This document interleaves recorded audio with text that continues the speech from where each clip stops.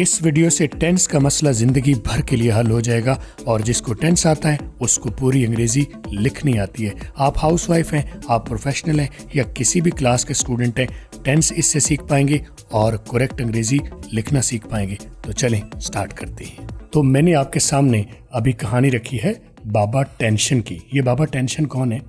ये बाबा जी टेंशन में है किस वजह से कि इनके 3 बेटे हैं जिनकी आपस में बात नहीं बनती, आपस में इत्तेफाक नहीं है।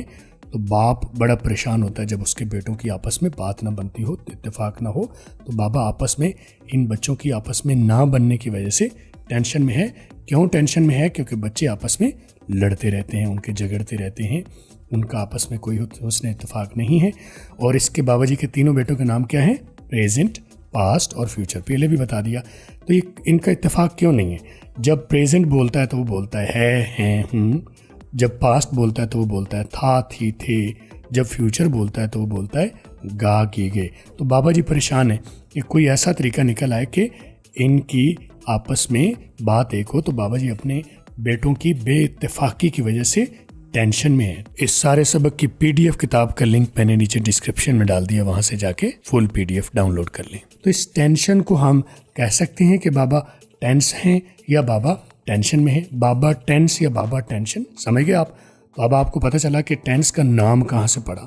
ये मेरी फर्जी कहानी है, लेकिन सच्चे टेंस आपको सिखा जाएगी। पूरी तरतीब से देखिएगा। आप चाहते हैं मेरी सारी वीडियोस आपको सबसे पहले मिले तो सब्सक्राइब कर लीजिए और बेल को ऑन कर लीजिए। तो बाबा टेंशन में है, इसीलिए उनको हम कह देंगे बाबा टेंस हैं। तो बाबा टेंशन कह लें या बाबा टेंस कह लें। अच्छा जी, बाबा टेंस जब परेशान हैं तो उनको फिर सलाह मशवरा करने के लिए कोई उनको जीनियस आदमी मिल गया, कोई समझदार आदमी मिल गया। तो उनको ये वाले भाई मिले हैं जिनसे उन्होंने मशवरा किया है। तो इन साहब ने उनको मशवरा दिया, बाबा जी ऐसे ऐसे करें, आपके बेटों का मसला हल हो जाएगा, आप भी खुश हो जाएंगे। तो इन साहब ने क्या मशवरा दिया है? शायद आप इन साहब को जानते हो पहले से, कि उनको बेटों के नाम एक वसीयत लिखवा दी है, उनको इकट्ठा बिठा दिया। बाबा जी को बताया है कि बाबा जी अपने बेटों को आपको बुलाएं, उनको इकट्ठा बुलाएं, उन्हें एक वसीयत लिख भी दें और उनको बोल के सुना दें। और साथ ही क्या करें? बेटों की शादियां कर दें। शादियां लेकिन एक ही टाइम पर तीनों को आप ब्याह दें, शादियां कर दें। जाहिर है शादियां हो जाएंगी तो जिम्मेदार हो जाएंगे, फिक्रमंद हो जाएंगे। तो उनकी शादियां करके उनको जनाब उनके अपने घर वाला कर दिया। इस वीडियो पर 5000 लाइक्स होने पर एक स्टूडेंट को मेरा full video course absolutely free मिलेगा। तो लाइक कर लीजिए ताकि आप भी शामिल हो जाएं। अब बात आ जाएगी वसीयत की। तो वसीयत जो की थी, तो बाबा जी ने जो वसीयत की थी उसमें पहली वसीयत क्या थी? अब आपने वसीयत पर गौर करना है तो आपको टेंस की पूरी समझ आ जाएगी। नंबर 1, तीनों भाई अपने हम असर बच्चों यानी कजन्स का एक ही नाम रखेंगे। यानी प्रेजेंट, पास्ट और फ्यूचर के जो पहले बेटे का बच्चा होगा, लड़की होगी या लड़का होगा, उनका नाम ऐसे रखा जाए कि वो एक ही हो। प्रेजेंट के बच्चे का नाम भी एक हो, पास्ट का नाम भी वही हो और फ्यूचर के बच्चे का नाम भी वही हो। ये शर्त का पहली शर्त है, यानी वसीयत की पहली शर्त है। आपने ज़हन में रखना है कि जब भी प्रेजेंट, पास्ट या फ्यूचर का पहला बच्चा होगा तो उसको हम क्या नाम रखेंगे? एक ही नाम रखेंगे। वसीयत की दूसरी जो शर्त है वो है तीनों भाई हम असर कजन्स को एक ही स्कूल में भेजेंगे। ये फिलहाल मैंने ग्रे कर दिया है, बता दिया आपको, लेकिन इस पर अभी आपको ध्यान देने की ज़रूरत नहीं। जब स्कूल भेजने की बारी आएगी तो इसके ऊपर बात करेंगे। अभी पहली शर्त पर नज़र रखें कि तीनों भाई हमें अपने हम असर बच्चों यानी कजन्स का प्रेजेंट, पास्ट और फ्यूचर के पहले बच्चे का नाम एक ही रखेंगे। अच्छा जी, शर्त नंबर 3 है अगले पैदा होने वाले बच्चों पर भी पहली 2 शराइत पूरी होंगी, यानी उनके नाम एक ही रखे जाएंगे। लेकिन वो वाले नाम नहीं रखे जाएंगे जो पहले के रख लिए। अगले बच्चों का नाम अलग रखा जाएगा, लेकिन कजन्स का आपस में नाम एक ही रखा जाएगा। यानी पहली 2 शराइत उनके ऊपर पूरी की जाएंगी, मगर उन्हें अलग स्कूल में भेजा जाएगा। जो दूसरी शर्त थी, उन्हें स्कूल में एक ही स्कूल में भेजा जाएगा, इनको भी एक ही स्कूल में भेजा जाएगा, लेकिन ये वो स्कूल नहीं है जिसमें पहले 2 बच्चे गए हैं। राइट? अभी ज़्यादा फिक्र करने की ज़रूरत नहीं है, बस आप ये ज़हन में रखें कि पहले जो तीनों कजन्स हैं उनका नाम एक रखा जाएगा। तो इस शर्त के मुताबिक क्या हुआ? कुछ वक्त गुजरा तो इनमें से प्रेजेंट के पहला बच्चा पैदा हुआ, तो उसने क्या नाम रखना है? आप खुद से रख लेगा या आपस में भाइयों से मशवरा करेगा? उसे वसीयत जब याद आएगी कि अगर मैं अपनी मर्ज़ी से नाम रख लूँगा तो बाकी मेरे भाई हो सकता है उसके मुताबिक अग्री ना हो, तो इसे जाना पड़ेगा अपने बाकी भाइयों के पास और डिस्कस करेंगे, मशवरा करेंगे और आपस में मिल के तीनों भाई प्रेजेंट, पास्ट और फ्यूचर, चाहे आपस में नहीं बनती बाकी मामलात में, लेकिन वसीयत तो पूरी करनी है, तो उसके मुताबिक तीनों भाई मिल के बच्चे का नाम डिफ़ाइन करेंगे, रखेंगे, ताकि प्रेजेंट अपने बच्चे का नाम वो रख ले, जब पास्ट के बच्चे का नाम पैदा होगा तो वो भी वही नाम रखेंगे, फ्यूचर भी वही नाम रखेंगे। तो ये नाम पहले ही बच्चे की पैदाइश पर तय हो गया है, इंडेफिनिट। तो प्रेजेंट, पास्ट और फ्यूचर तीनों भाइयों ने आपस में, बाकी नहीं बनती, बाकी लड़ाइयाँ झगड़े हैं, लेकिन नाम के ऊपर क्योंकि वसीयत पूरी करनी है, आपस में मिल बैठ के उन्होंने नाम तय कर लिया, पहले बच्चे का नाम इंडेफिनिट रखा जाएगा। या पास्ट के यहाँ बचा हुआ तो नाम क्योंकि पहले प्लान हो चुका है, पहले कज़न, ये पहले बच्चे का नाम इंडेफिनिट रखा जाएगा, फ्यूचर भी अपने पहले बच्चे का नाम इंडेफिनिट रखा जाएगा। तो आपके कितने हो गए प्रेजेंट के टोटल कितने, आप टेंस के कितने बेटे हैं, प्रेजेंट, पास्ट और फ्यूचर। तो टेंस साहब के पहले पोता हो गया इंडेफिनिट। तो अब आप साथ साथ गौर से समझते भी जाएं, आगे आपका क्विज़ भी होना है जिसमें क्विज़ को सही जवाब देने पर आपको बड़ा डिस्काउंट भी मिलेगा हमारे वीडियो कोर्स के ऊपर। तो गौर से देखिए, तो टेंस के कितने बेटे हैं, 3। कौन से, प्रेजेंट, पास्ट और फ्यूचर। तो टेंस के कितने पोते अभी तक हो गए, प्रेजेंट का बेटा इंडेफिनिट, पास्ट का बेटा इंडेफिनिट और फ्यूचर का बेटा इंडेफिनिट। तो टेंस के कितने पोते हो गए अभी तक, 3। इंडेफिनिट, प्रेजेंट का बेटा इंडेफिनिट, पास्ट का बेटा इंडेफिनिट और फ्यूचर का बेटा इंडेफिनिट। टेंस के हर बेटे से पहला पोता हो गया, ठीक है। कुछ अरसे बाद प्रेजेंट के यहाँ फिर बच्चा पैदा हुआ है तो क्या करेगा, बच्चा पैदा हुआ है तो प्रेजेंट या पास्ट के यहाँ किसी में से भी कोई बच्चा पैदा हुआ है तो क्या करेगा, हस्बे मामूल वो फिर आपस में भाई मिलेंगे और मिल के नेम तय करेंगे कि ऐसा नाम रखा जाए जो प्रेजेंट, पास्ट और फ्यूचर तीनों आपस में मिल के रह सकें। तो प्रेजेंट क्योंकि इनका बड़ा भाई है, उनके यहाँ दूसरा बच्चा पैदा हुआ है तो उसका नाम मिल के तय करके डिसाइड कर दिया है वसीयत के मुताबिक कंटिन्यूस। तो इसका नाम कंटिन्यूस रख दिया है। जब पास्ट के यहाँ बेटा पैदा होगा तो उसका नाम भी कंटिन्यूस रखा जाएगा, जब फ्यूचर के नाम बेटा पैदा होगा तो उसका नाम भी कंटिन्यूस भी रखा जाएगा।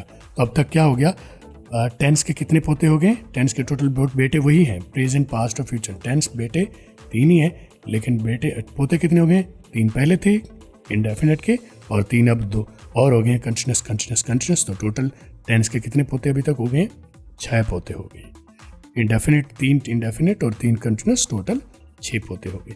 कुछ अरसे बाद अगेन वही शर्त के मुताबिक प्रेजेंट के यहाँ बेटा पैदा हुआ तो उसका नाम मिल के तय कर लिया गया परफेक्ट। तो इसी उसूल के मुताबिक पास्ट भी परफेक्ट रखेंगे और फ्यूचर भी अपने तीसरे बेटे का नाम परफेक्ट रखेंगे। और अभी तक हर बेटे से टेंस का कितने तीसरा पोता हो गया है, तो 6 पोते पहले हो गए थे दोनों बेटों से, तीनों से 3 पोते अभी हो गए तीनों बेटों से। तो अभी तक टेंस के कितने पोते हो गए, 9 पोते हो गए।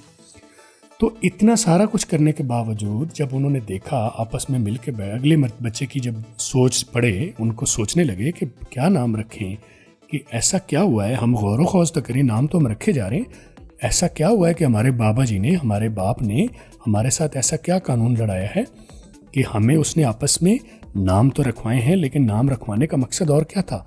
असल में तो उनका मकसद था हमें मिल के बिठाना उनका मकसद था। तो आज हम उनके अपने बाप की जो दानाई के मुताबिक हम मिल के बैठे हैं। और आपको पता है उन दानाई जो बाबा जी को मिली थी वो किसने दी थी, आपको ये तो याद है, उस भाई का नाम आपको याद होगा अभी तक। अच्छा, तो आपस में अभी ये मिल के बैठे हैं, तो इनको अब ये सोच रहे हैं कि नाम रखना तो बहाना था, एक जैसा नाम रखना। बाबा जी जो हमारे वालिद साहब हैं, उनका असल मकसद हमें आपस में इत्तेफाक करवाना था, मिल बिठाना था। और देखो आज हम चौथे बच्चे के लिए भी मिल के बैठे हैं। तो इन्होंने सोचा क्यों ना हम बाबा जी के कानून को, बाबा जी के दानाई को आगे हम भी तो इस्तेमाल करें। उन्होंने तो इस्तेमाल कर दी कि हम आपस में मिल के बैठें। तो देखें हमारे 3 बच्चे हो गए हैं, टोटल हमारे बच्चे 9 हो गए हैं, लेकिन उनके नाम 3 हैं। कौन से, इंडेफिनिट, कंटिन्यूस, परफेक्ट। तो अब ये आपस में सोचते हैं कि हम चौथे बच्चे का नाम बजाय एक नया रखने के, टोटली रखे के, हम वही सिंप्लिसिटी जो हमारे बाप की थी उसी को हम लेके चलें। तो हम नया नाम क्यों रखें, जैसे हम 3 कज़न्स के आपस में एक ही नाम रख रहे थे, तो अब हम क्या करते हैं, अभी जो हमारे पिछले बच्चे पैदा हुए हैं उनमें से 2 का नाम मिला के अगला नाम क्रिएट करते जाते हैं। तो चौथे बच्चे का नाम उन्होंने 2 बच्चों के नाम को यूज़ करके रखा परफेक्ट कंटिन्यूस, यानी एक परफेक्ट और एक कंटिन्यूस। जो पीछे 3 बच्चे हुए, उनमें से 2 बच्चों का नाम आपस में मिला के परफेक्ट कंटिन्यूस। ये नाम एक ही है, चौथे बच्चे का नाम 2 नामों से मिला के बनाया गया है। टेंस एक ही है, ये पोता एक ही है, लेकिन इसका नाम 2 नामों को मिला के बनाया गया। तो चौथे बच्चे का नाम क्या रखा? Perfect continuous. तो पास्ट के यहाँ जब बेटा पैदा होगा तो उसका नाम भी परफेक्ट कंटिन्यूस रखा जाएगा। फ्यूचर के यहाँ जब पैदा होगा बच्चा तो उसका नाम भी परफेक्ट कंटिन्यूस रखा गया। तो बाबा टेंस के हर बेटे में से ये चौथा बेटा है। तो अभी तक क्या हुआ है? अब बाबा जी की जो रूह है वो बड़ी खुश है। बाबा जी तो इतनी दौर में जब तक 4 बच्चे हुए वो अल्लाह को प्यारे हो गए थे, लेकिन बाबा जी की रूह बड़ी खुश है और वो उन शख्स को, उस साहब को बड़ी दुआएं देती है जिनकी वजह से मसला हल हुआ था। बाबा जी फौत हो चुके तब तक, लेकिन उनकी रूह जो है बड़ी मुतमईन है। अब बाबा टेंशन की रूह बाबा रिलैक्स रूह बन गई है। प्रेजेंट, पास्ट और फ्यूचर के 4 टोटल भाई कितने हैं? 3 है, प्रेजेंट, पास्ट और फ्यूचर, और उनमें से हर एक के आगे indefinite continuous perfect continuous. Past के भी indefinite continuous perfect continuous, future के भी इंडेफिनिट कंटिन्यूस परफेक्ट कंटिन्यूस। अब हम थोड़ा सा डिवाइड कर लेते हैं। तो आपको मैं डिवाइड कर देता हूँ ये प्रेजेंट, पास्ट और फ्यूचर। अब आप समझने के लिए अगली बात कीजिए कि इनकी मैंने डिवीजन लगा दी है आपके समझने के लिए। बाबा जी को तो मशवरा दे दिया था, जो भी उसके मुताबिक उन्होंने मसला हल कर दिया, लेकिन मकसद तो आपका मसला हल करना है। तो हम क्या करते हैं, ये पहले जो बाबा जी के जो बेटे हैं, बाबा टेंस के जो बेटे हैं, कौन से? प्रेजेंट, पास्ट और फ्यूचर। तो इनको अगर मैं कह दूं प्राइमरी टेंस तो क्या ये गलत तो नहीं है? पहली नस्ल है बाबा टेंस की, पहली नस्ल, तो इसको हम पहली नस्ल या प्राइमरी टेंस कह देते हैं। तो आप इसका नाम रख लीजिए प्राइमरी टेंस। और आपने गौर किया होगा कि मैंने उनके कपड़े जो हैं प्राइमरी वालों के ग्रीन रखे हैं और उसके ऊपर प्राइमरी टेंस का कलर भी ग्रीन रखा है, ऊपर हाईलाइट भी ग्रीन दी है। अब आगे से आपने इस कलर कोड को ज़हन में रखना है। ग्रीन का मतलब प्राइमरी टेंस। जहाँ भी मैं वर्ड ग्रीन में लिखूं, जब भी मैं इशारा ग्रीन का दूंगा, तो आपने ज़हन में रख लेना है कि मैं किसकी बात करूं, प्रेजेंट, पास्ट या फ्यूचर की बात कर रहा हूँ। और ये कौन से हैं? ये प्राइमरी टेंसेज हैं या बाबा जी की पहली नस्ल है, बाबा टेंस की पहली नस्ल, या सादा तौर पर प्राइमरी टेंस। तो आप इनको कहेंगे प्राइमरी टेंस। और आगे जो इनके बच्चे पैदा हुए थे उनको हम क्या नाम देंगे? उनको हम नाम देंगे सेकेंडरी टेंस। तो अभी से आपकी समझ में ये आ गया कि बाबा जी के कितने बेटे थे? 3। कौन से? प्रेजेंट, पास्ट और फ्यूचर। तो बाबा जी के पोते कितने हुए? 12। कौन कौन से? प्रेजेंट से कितने हुए? प्रेजेंट से हुए indefinite continuous perfect continuous. Present के 4 बेटे, present indefinite, present continuous, present perfect और प्रेजेंट परफेक्ट कंटिन्यूस। इसी तरह पास्ट के भी 4 बेटे हुए, past indefinite, past continuous, past perfect और पास्ट परफेक्ट कंटिन्यूस। फ्यूचर के भी इसी तरह, future indefinite, future continuous, future perfect और फ्यूचर परफेक्ट कंटिन्यूस। अब आपसे मेरा सवाल होने लगा है। तो आपने ये डिवीजन तो मैंने देख ली कि बाबा टेंस के टोटल बेटे कितने हैं? 3, प्रेजेंट, पास्ट और फ्यूचर। बाबा जी के पोते कितने हैं? टोटल 12। और उन पोतों के टोटल नाम कितने हैं? 4, इंडेफिनिट, कंटिन्यूस, परफेक्ट कंटिन्यूस। 3 बेटों में से 4 बेटे, तो 4 दिया 12 टेंस हो। अब इस हर बच्चे का नाम जब लिया जाएगा, जब नाम लिया जाएगा तो उसके साथ पहले बाप का नाम लिया जाएगा, फिर बेटे का नाम। इनमें से किसी बच्चे का भी आपने नाम रखना है, नाम लेना है, बोलना है, तो आप उसके बाप का नाम बोलेंगे और फिर बच्चे का नाम बोलेंगे। तो अब मैं आपको थोड़ा सा क्विज की तरफ लेके चलता हूँ। आप गौर से देखिए, 5 सवाल मैं आपसे करने लगा हूँ। आपने Q1, Q2, Q3 लिख के आपने कमेंट्स में जवाब देना है। Q1 का जवाब देना है।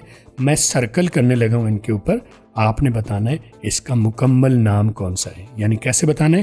पहले बाप का नाम और फिर उस बच्चे का नाम। तो आप इस तरह से मुकम्मल टेंस का नाम बता सकेंगे। तो पहला सर्कल ये आपके सामने रहा।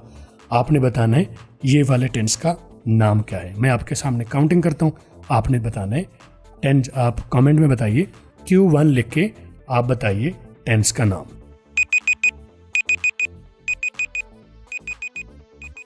लिख लिया होगा आपने, तो मैं बता देता हूँ इसका नाम है प्रेजेंट इंडेफिनिट।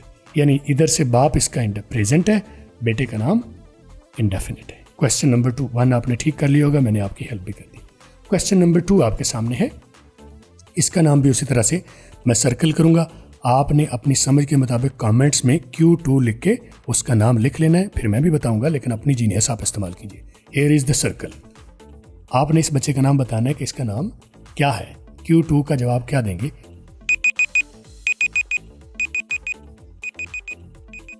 तो इसका नाम क्या बनता है? इधर से क्या बनेगा, पास्ट, और इधर से क्या है, परफेक्ट, सीधा सीधा। तो इस टेंस का नाम क्या बनेगा, past perfect. Here is the question number 3।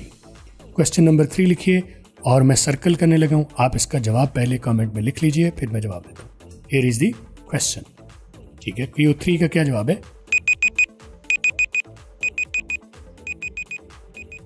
तो क्या नाम है इसका, इधर से ये बाप इसका कौन सा है, फ्यूचर है। बेटे का नाम क्या है, यानी पोते का नाम, बाप, अभी हम बाप और बेटा ही समझ लेंगे। बाप कौन है, फ्यूचर, बेटा कौन है, कंटिन्यूअस। तो इसका टेंस का क्या नाम हुआ, आप लिख लीजिए कमेंट में। Question number 4, here is the circle. इस टेंस का नाम आपने बताना है, इसका नाम क्या है। मैं काउंट करता हूं, आप तब तक टाइप कर लीजिए।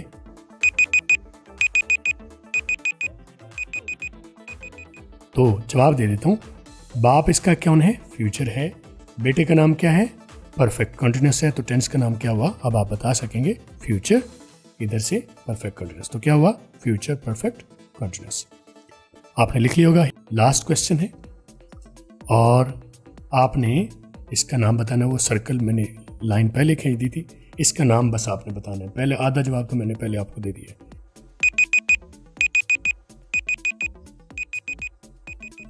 जवाब कमेंट में डाल लीजिए, मैं इसका बता देता हूँ। ये है पास्ट और इंडेफिनिट, पास्ट इंडेफिनिट। तो मैंने 5 सवाल आपको कर दिए। मुझे उम्मीद है आपको सारे जो मैंने कहानी बताई है, नाम कैसे पढ़े हैं, बाप कौन है, बाबा टेंस कौन है, बेटों के नाम क्या हैं, रिपीट कर देता हूँ, रिकैप कर देता हूँ कि टोटल कितने हैं। बाबा जी के बेटे हैं, टोटल कितने, यहाँ से कर लेते हैं कि बाबा टेंस के बेटे कितने हैं, प्रेजेंट, पास्ट, फ्यूचर। इनको हम ग्रीन कलर से हाईलाइट करेंगे और इनको हम क्या नाम दे रहे हैं, प्राइमरी टेंस दे रहे हैं। बाबा टेंस के पोते कितने हैं, 12 पोते हैं। उनके नाम टोटल कितने हैं, 4, इंडेफिनिट, कंटिन्यूअस, परफेक्ट और परफेक्ट कंटिन्यूअस। और ये प्रेजेंट के 4 बेटे हैं, पास्ट के 4 बेटे हैं और फ्यूचर के 4 बेटे हैं। जब भी किसी सेकेंडरी टेंस का नाम बोला जाएगा तो ज़रूरी है कि उसके साथ उसके बाप का नाम भी बोला जाए। जैसे हमारे यहाँ नेमिंग स्कीम होती है हमारी फैमिलीज में भी कि बच्चे के साथ बाप का नाम भी बोला जाता है। तो जब भी आप किसी सेकेंडरी टेंस का नाम बोलेंगे तो आप उसके साथ बाप का नाम पहले बोलेंगे। हमारे यहाँ तो अली उस्मान, ठीक है, अली असगर, असगर का बेटा अली, पहले बच्चे का नाम बोला जाता है और बाद में बाप का नाम बोला जाता है। लेकिन टेंसेस में पहले बाप का नाम बोलेंगे फिर बेटे का नाम बोलेंगे। यानी past perfect continuous, future continuous, future continuous, present perfect, past indefinite, ठीक है, फ्यूचर कंटिन्यूअस, प्रेजेंट परफेक्ट। इस तरह से आप इसके नाम करेंगे। तो इस अगली वीडियो में हम टेंसेस की पहचान सीखते हैं, प्राइमरी की और सेकेंडरी की। वीडियो क्लिक कर लें।